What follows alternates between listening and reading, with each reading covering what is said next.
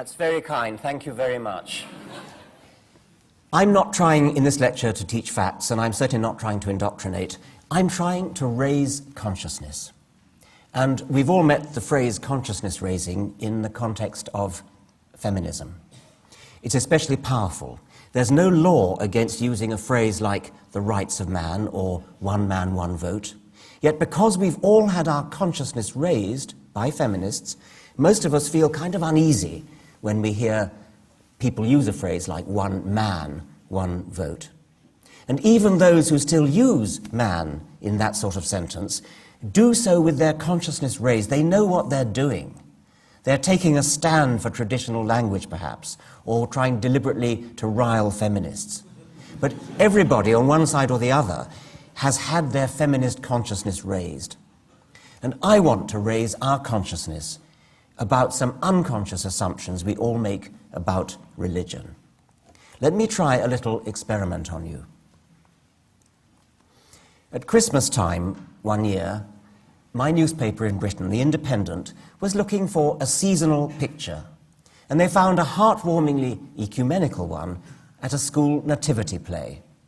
The three wise men were played by Shadbreet, a Sikh, Musharraf, a Muslim, and Adele, a Christian, all aged 4.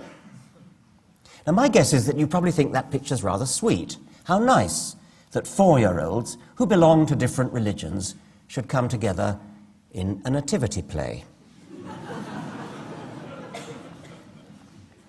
Now, suppose the caption said this: Shadbreet, a socialist, Musharraf, a conservative, and Adele, a liberal, all aged 4.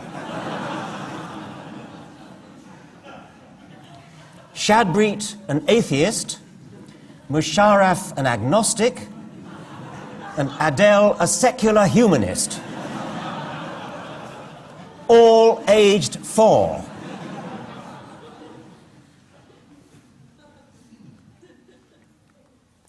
I'm trying to raise consciousness. I hope that that series of 3 slides has raised your consciousness. I hope that every time from now on you hear anybody talking about, say, a Catholic child, or a Protestant child, or a Muslim child, you will protest. You will say, you wouldn't talk about a postmodernist child,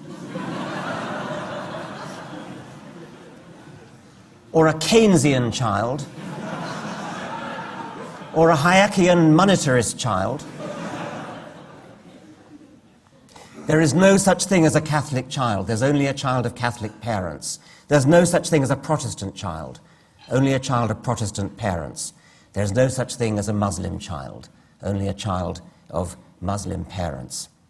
I repeat these slogans over and over again, probably too often. Too often? It can't be too often. Business of consciousness raising.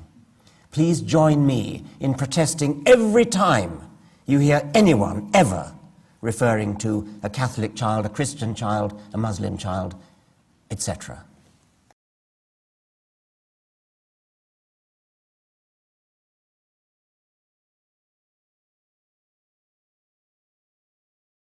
Short 3-minute extract from a comedian called Marcus Brigstock. And at the end, I hope you don't mind, don't take offense too.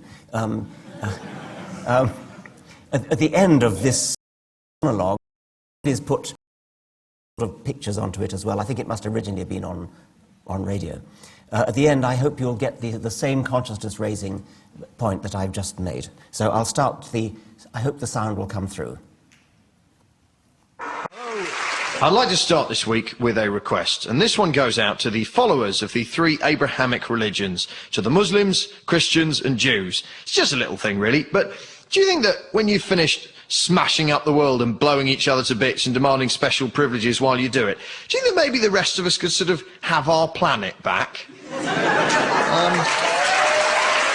I wouldn't ask, but the thing is, I'm starting to think there must be something written in the special books each of you so enjoy referring to that tells you it's all right to behave like precious, petulant, pugnacious pricks. Forgive the alliteration, but your persistent power-mad punch-ups are pissing me off. It's mainly the extremists, obviously, but not exclusively. It's a lot of mainstreamers as well. Let me give you an example of what I'm talking about, okay? Muslims. Listen up, my bearded and veily friends. Calm down, okay? Stop blowing stuff up. Not everything that's said about you is an attack on the Prophet Muhammad and Allah that needs to end in the infidel being destroyed. Have a cup of tea, put on a Cat Stevens record, sit down and chill out. I mean, seriously, what's wrong with a strongly worded letter to the Times? Christians, you and your churches don't get to be millionaires while other people have nothing at all. They're your bloody rules. Either stick to them or abandon the faith. And stop persecuting and killing people you judge to be immoral. Oh, and stop pretending you're celibate as a cover-up for being a gay or a nonce. Right, that's 2 ticked off. Jews. I know you're God's chosen people and the rest of us are just whatever, but when Israel behaves like a violent psychopathic bully and someone mentions it, that doesn't make them anti-Semitic. And for the record, your troubled history is not a licence to act with impunity now. So, when the letters come, and I'm guessing they will,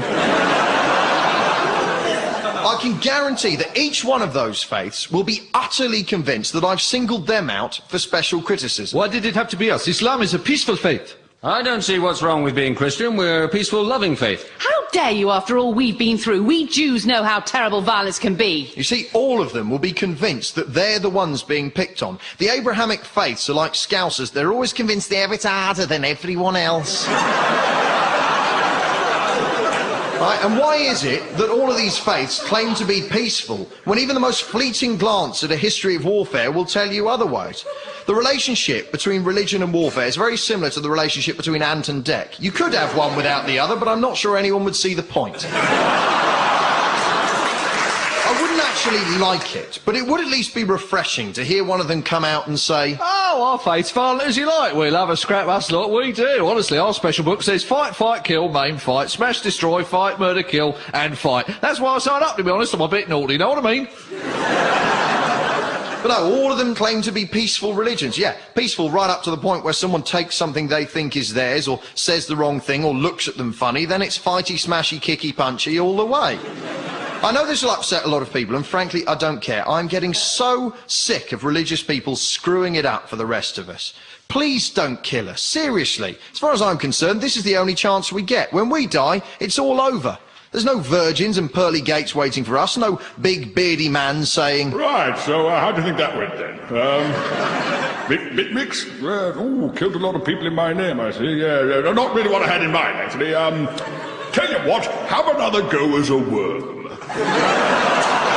While we're at it, I'm sick of religious people forcing their children to define themselves by their parents' faith. A 4-year-old is no more a Christian than he is a member of the Postal Workers Union. A fair working wage, decent working conditions, and time allotted to see the new Transformers film, said a spokesman.